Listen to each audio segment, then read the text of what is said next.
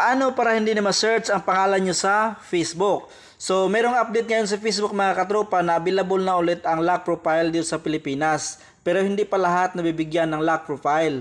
So, huwag kayong mag-alala mga katropa, hintayin nyo lang basta updated lang ang inyong Facebook application sa Play Store. So, marami ang nagtanong ngayon mga katropa about sa mga symbols nung na-upload ko ng mga video nung nakaraang buwan. Okay, so para hindi ma-search ang inyong mga pangalan sa Facebook, saan daw ang symbol at paano daw gawin? So siguro sa inyo mga katropa ay hindi pa lahat marunong mag-copy paste. So tuturuan ko kayo mga katropa kung saan makikita ang mga symbols at paano ito i-copy. So kapag nandito na kayo sa aking Facebook page, scroll down nyo lang, hanapin nyo lang itong more, okay, more, at hanapin nyo itong videos, okay.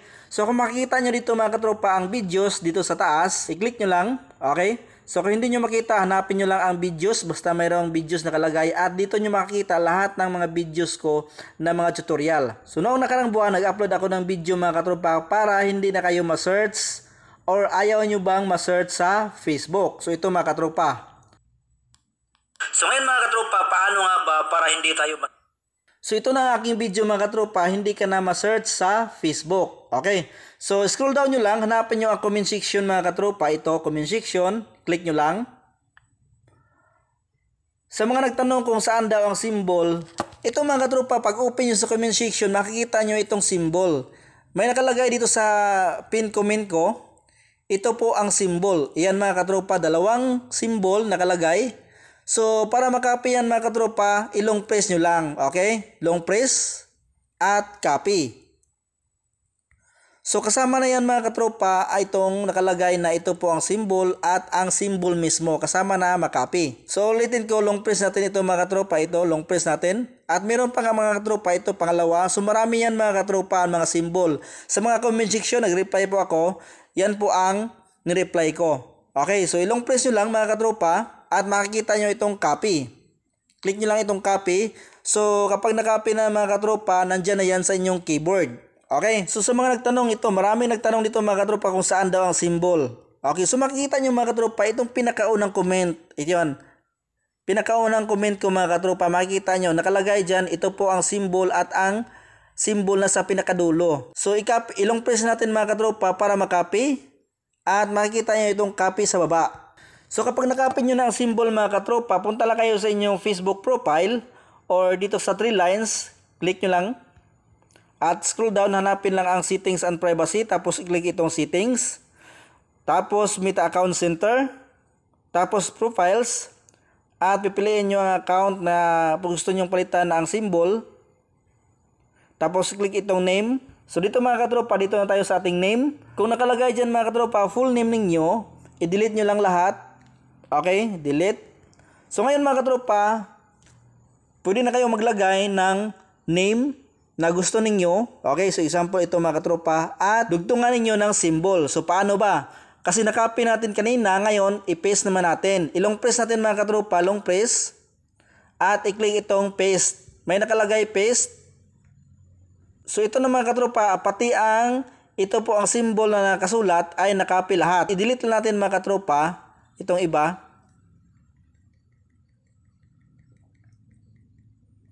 So yan mga katropa, ito na ang pangalan na gusto kong ipalit. So yan lang mga katropa, para mas madali ninyong makopy. So kung gusto nyo mga katropa, walang pangalan, symbol lang lahat. I-delete natin lahat yan. Yan, delete natin lahat. At ilong press natin ulit. At i-click itong paste. Sa mga hindi pa marunong mag-copy-paste, ganito lang ang gawin. So ngayon, makikita natin itong symbol mga katropa na sa dulo. So ngayon, i-delete natin itong mga nakasulat. Okay? Delete natin. So ang nakatira mga katropa, itong symbol na lang. So ngayon mga katropa, pwede natin i-copy itong symbol na lang. Long press natin para makopy. So kapag nakakulay blue na yan mga katropa, lalabas itong copy sa taas. Click itong copy. At ngayon, nakopy na sa keyboard natin mga katropa. So, dito naman tayo sa last name. Click natin. At ilong press natin mga katropa. Click itong paste. So, yan mga katropa. Yan mga symbol makikita natin sa first name at sa last name. At i-click natin itong review change para ma-change na ang ating pangalan sa Facebook. So, hindi na tayo ma-search nito kapag ganito na ang pangalan natin. Okay, so meron pa tayong isa mga katropa. So dito sa ating Facebook profile mga katropa, i-click itong search. At i-search lang ninyo ang aking Facebook page, Job TV Official. Tapos scroll down. Scroll down natin, hanapin natin itong video mga katropa, videos. Click natin. At scroll down natin mga katropa, hanapin natin ito ang isa kong video na para hindi pa rin ma-search ang inyong pangalan sa Facebook. So ito na mga katropa, ang isa kong video. Ayaw nyo ba ma-search ang pangalan ninyo sa Facebook? Ito ang nakalagay. Okay. So marami ang nagtanong dito mga katropa kung saan daw ang symbol at paano daw i-copy. Alam ko marami sa inyo ang hindi pa marunong mag-copy paste. So i-click lang natin ang video para ma-play. At makikita nyo mga katropa dito sa baba ang comment section. Click nyo lang. Tapos ngayon mga katropa, makikita na ninyo ang symbol. Okay. So nakalagay dito mga katropa, copy symbol. Ayan, marami po yan mga katropa. Bakit marami pa rin ang nagtanong kung saan daw ang symbol? So makikita naman natin mga katropa, pag open pa lang ng comment section, ito po ang symbol, copy the symbol. Copy symbol. Ayan. So ngayon mga katropa, ilong press natin itong nakalagay copy symbol. So marami po yan mga katropa. Ayan, marami ang mga comment ko dyan. Copy symbol ang nakalagay. Ilong press nyo lang. At i-click itong copy. Ayan mga katropa sa baba, copy. So ibig sabihin mga katropa ay na-copy na yan sa inyong keyboard kapag na-click nyo na ang copy. Punta na kayo sa inyong Facebook profile. Tapos dito sa name, ilong press natin at i-click itong paste.